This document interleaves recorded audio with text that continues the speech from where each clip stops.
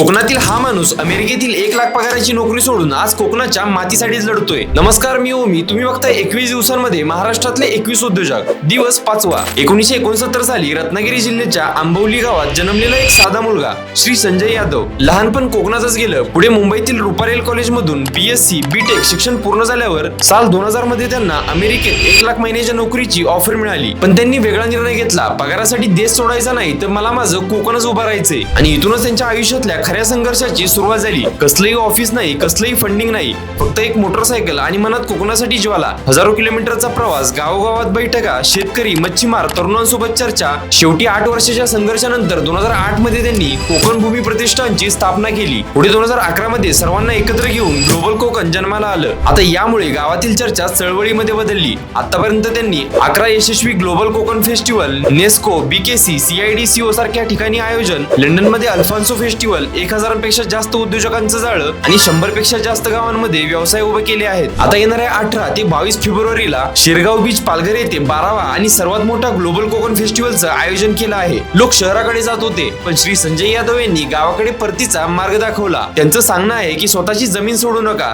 जमिनीत ताकद आणि आपलं अस्तित्व आहे, तीच खरी यशाचा मार्ग दाखवेल.